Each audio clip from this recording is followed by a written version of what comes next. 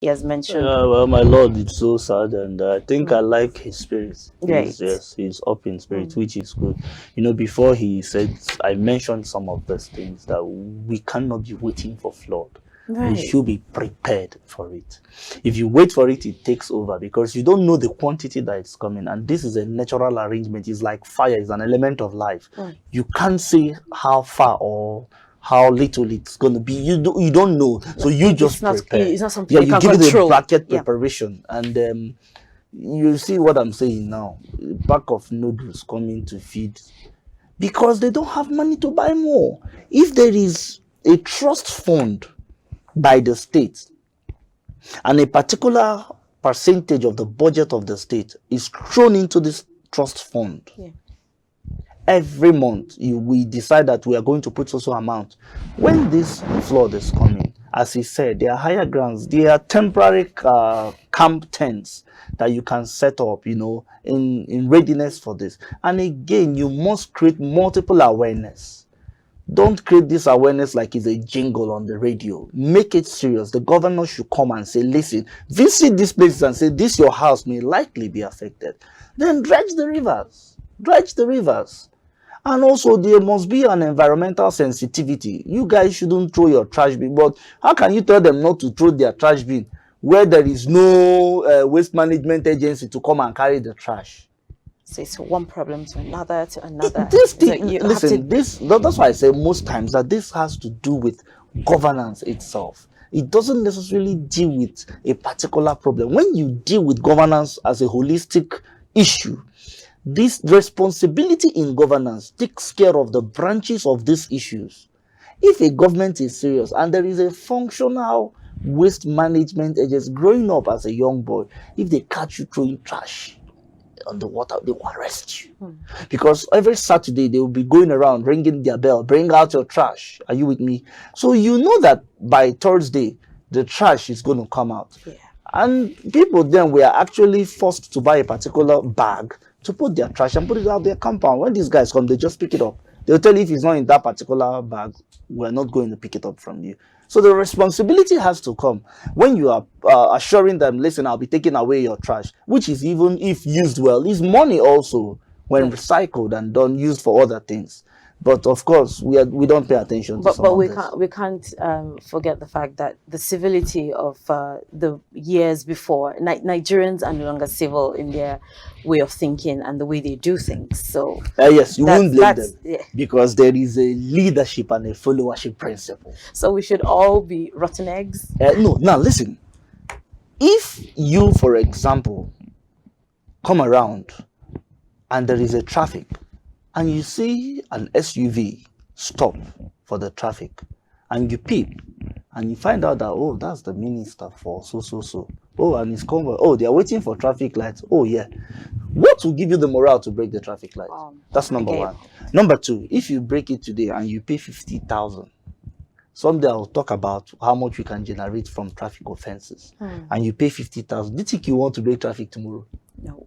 Thank you very much. Now, the seriousness and the consciousness will come up in governance. And once that happens, people will follow naturally, they will follow by default. They will follow. The body language of the leader shows the people, this is where we are going. And human beings psychologically are natural followers.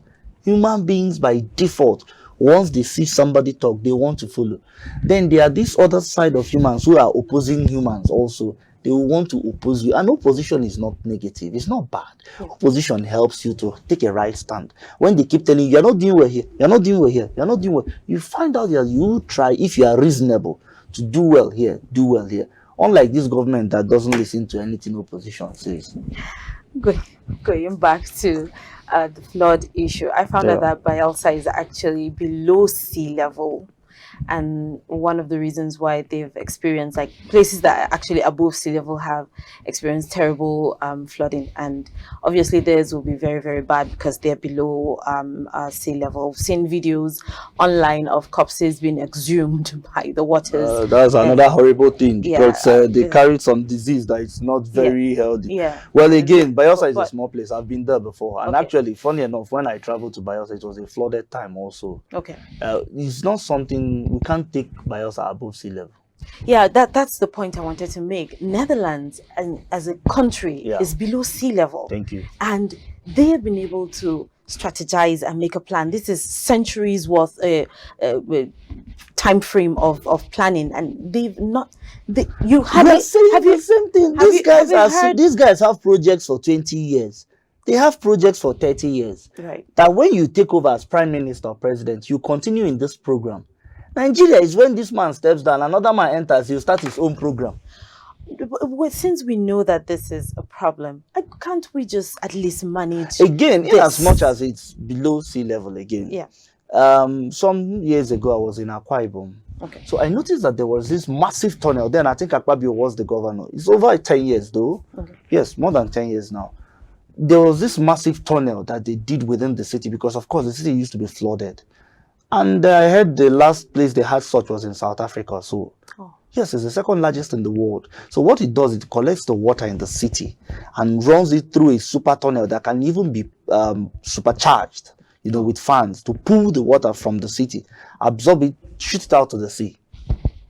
These things are not rocket science now, don't they know? And they are buying SUV and buying bulletproof all over the place. I don't understand why. Because they are not serious. We don't need anybody to tell us that some of these leaders are just there for the fun of it. You're brutally honest. Oh no, but that is the truth. Some of them were never prepared to be governors. True. Some of them, Godfather has brought them. My friend, come and be governor. Thank you, sir. What do I do, sir? There was no plan. There's no plan. Yeah. I mean, leadership is not something you jump into. It's because we are not being very serious, even as citizens. That's why somebody comes into governance and we just welcome you. We've not asked questions. My friend, where are you coming from? What did you do where you were coming from? And these are the things that we need to do to help us to, you know, take care of situations like this. Like if you have good leaders, if we ask the questions, if we have leaders. So anybody making excuses for leadership failure is just a failure. There is no excuse because God has given you brain to solve those problems. That's why you are our leader. You are our leader to help us from it, not to be telling us our problem. We know our problem. Find a way to solve it. That is why you said you are going to lead us now. Yeah. Telling us that it's below sea level. Didn't you know your state was below sea level? What did you do? What inquiries did you make? What questions did you ask? How can we help our people? I mean, there are solutions to this. You've mentioned that Netherlands as a country is below sea level. Yeah. But yet they keep managing themselves.